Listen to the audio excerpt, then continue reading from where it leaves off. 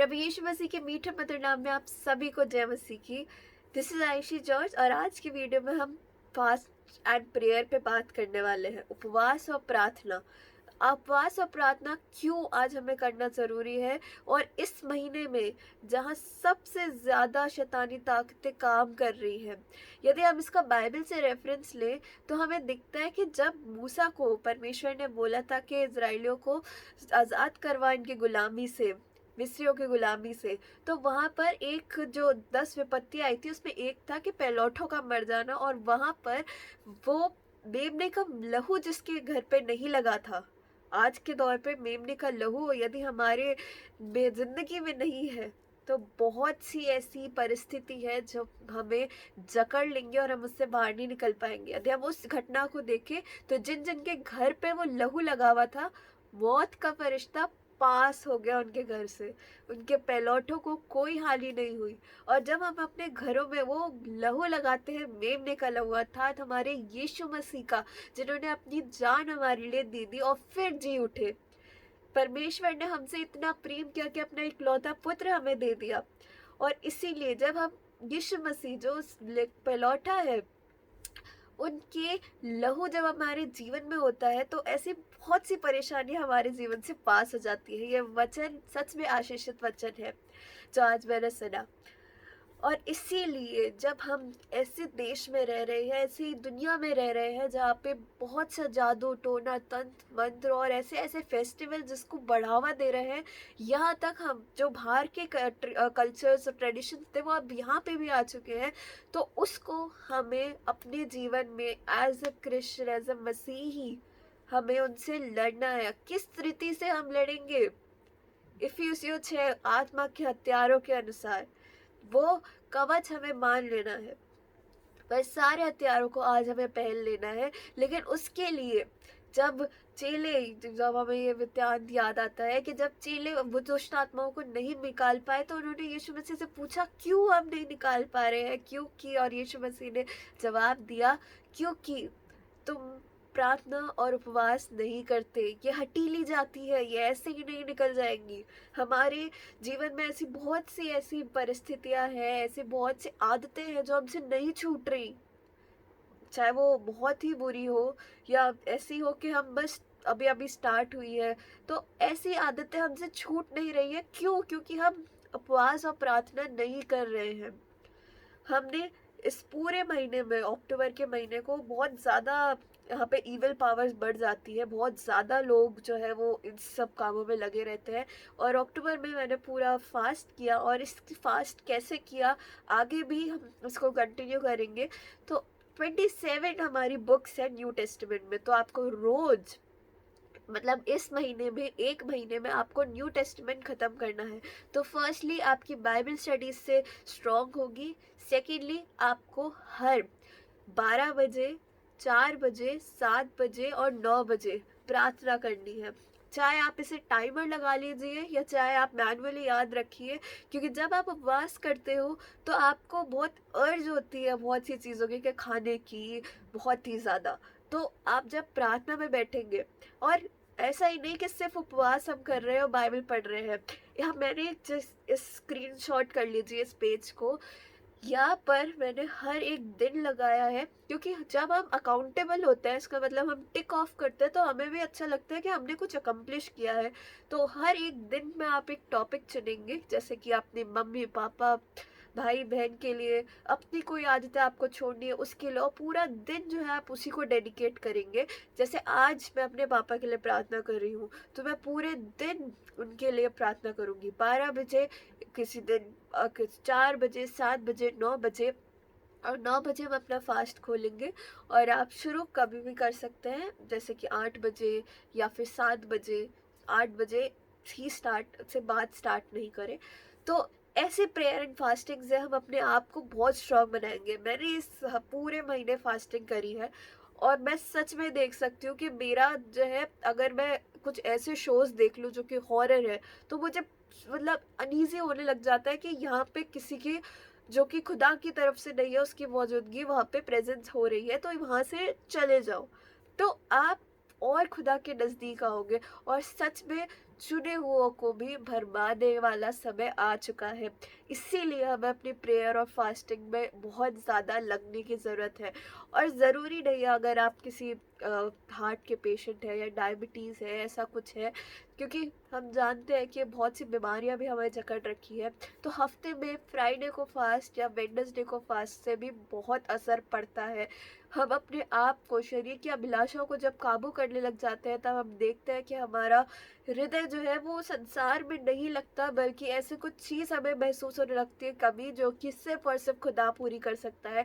और जब उसकी हुजूर में बैठते हैं, सच में वो आंसर देता है। मैं अभी कॉलेज गई थी और मैंने उस दिन, मेरा प्रार्थना विषय था कि इम्पेशंस जो है ना, बिल्कुल इंतज़ार नहीं होता, वो वाली चीज़ थी। और मैंने उस दिन पूरे उसके लिए प्रार्थना करी थी।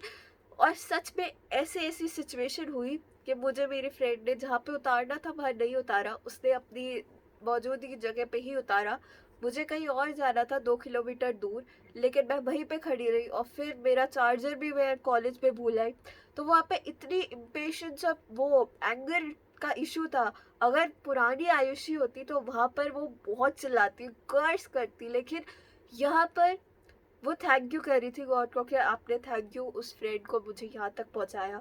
और इसके बाद थैंक यू कि आपने मुझे इस काबिल बनाया कि मैं यहाँ पे बुक कर सकती हूँ कि मैं वापस कॉलेज जाऊँ, अपना चार्जर लाऊँ, किसी पे डिपेंड ना रहूँ। और वहाँ पे सच में जब मैंने ऐप खोला कि बसेस का, तो कोई बसेस नहीं थी कि वापस जाने की कॉलेज से घर। लेकिन जब मैं खड़ी रही वहाँ पे, मैं अपने सोच रही थी कि कैब बुक करूँ, और सच में वो घर जाने वाली बस आ गई। उसका कई नामो निशान नहीं था उस ऐप पे। वो कहाँ से आई, कैसे आई, कुछ नहीं पता। और वो बहुत भरी रहती है, लेकिन उस टाइम पे वो काफी खाली थी। ऐसी ऐसी परिस्थिति परमेश्वर उत्तर देता है। तो उस टाइम पे मुझे बस यही लगा कि सच में मेरी प्रार्थना परमेश्वर सुन रहा है और वो कार्य कर रहा है। हाँ, अमीन में वो जब मांगते हैं ना कि मुझे आत्मा के फल चाहिए, प्रेम, आनंद, शांति, तो वो ऐसे ही नहीं दे देता कि लो प्रेम ले लो। नहीं, वो ऐसी परिस्थितियों में रखते हैं जिससे हमें महसूस होता है कि हाँ, अब हम और भी प्रेम देने वाले बन रहे हैं। हमारे अंदर वो ऐसी भावना आ रही है कि हाँ, मैं इसके लिए कुछ करूं, मैं इसके लिए कुछ करूं, मेरे को वो चाहिए कि साधन चाहिए कि मैं इसके लिए कुछ कर पाऊं। जहाँ पे पहले हम सोचते थे कि बस हमारे पास बताना, अब हम सोचते हैं कि मैं इसे क्या दे दूं। सच में परमेश्वर आंसर देता है, एंड इसीलिए प्रेयर एंड फास्टिंग का होना बहुत ज़रूरी है। वह समय आ चुका है जब इलेक्टेड, मतलब चुने हुओं को भी भरमाने का समय। और परमेश्वर उन फॉल्स प्रॉफिट्स को, इसलिए आज बहुत सी ऐसी शिक्षाएं हैं, बहुत से ऐसे चैनल्स हैं, बहुत से ऐसे लोग हैं जो कि बिल्कुल उलट शिक्षा दे रहे हैं। और इसीलिए वो बहुत ज़्यादा फेमस और फेम पा रहे हैं, क्योंकि वो हमें टेस्ट करना चाहते हैं कि क्या हम समझ पा रहे हैं, क्या हम अभी दृढ़ हैं अपने बाइबल स्टडी में। कमेंट डाउन कि आपने कितनी बार बाइबल को पढ़ा है, और जितनी बार भी आपने बाइबल को पढ़ा है, परमेश्वर ने कुछ नया ही हमेशा आपको निकाल के दिया होगा। इसीलिए आज हम दृढ़ हो जाए अपने रूट्स में कि परमेश्वर हमसे क्या चाहता है, अपने पर्पस को पहचाने और पूरा रीति से, दो नाव में नहीं, एक ही ईश्वर की सेवा करे, वो है परमेश्वर। और उसको अपना हर एक चीज दे दे, क्योंकि समय बुरा है और बुरा समय बहुत टाइम पहले स्टार्ट हो चुका है। हम उसमें हैं और अब बहुत जल्द अंत का समय आने वाला है। हमें किस पे विश्वास करना है, किस तरीके से लोगों को देखना है, सब हमें जिंदा कलाम बता रहा होगा। परमेश्वर का आत्मा आपसे बात कर रहा होगा, लेकिन उसके लिए ही इज अ जेंटलमैन। उसने कहा है तुम खोलो तो सही, मैं खटखटा रहा हूँ। तो वो बिना अपने आप दरवाजा तोड़ के अंदर नहीं आएगा। आपको वो दरवाजा प्रेम के साथ खोलना पड़ेगा, दीनता के साथ खोलना पड़ेगा कि हाँ, मैं एक पापी हूँ, मुझे आपकी जरूरत है, आप मेरे जिंदगी में आइए, अपना काम कीजिए। और परमेश्वर जरूर वो काम करेगा। बहुत से ऐसे लोग हैं, मेरे ऐसे दोस्त हैं जिसको मैं बहुत बोलती रहती हूँ अपने परमेश्वर के बारे में। और यूथ को ज़्यादातर ये टारगेट हो रहा है, क्योंकि हमारे पास परमेश्वर सिर्फ हमारा दिल चाहता है, लेकिन एज अ ह्यूमन हम चाहते हैं कि हम कुछ रीति रिवाज करें जिसमें हमें मज़ा आए, हम ये करें, हम वो करें। लेकिन परमेश्वर इतना सिंपल है कि वो सिर्फ हमसे हमारा दिल चाहता है। तुम अपने पूरे संपूर्ण मन प्राण से परमेश्वर को धन्यवाद करो। और यही चीज़ है जो आज हमें करनी है, संसारिक रीतियों से नहीं, परंतु अपने हृदय को परिवर्तित करके। और वो पौलुस सही कहता है कि मैं अपने शरीर को मारता कूटता वश में लाता हूँ। फिजिकली मारने की बात नहीं थी, इच्छाएं मारने की बात थी, और वो फास्टिंग से ही होगा।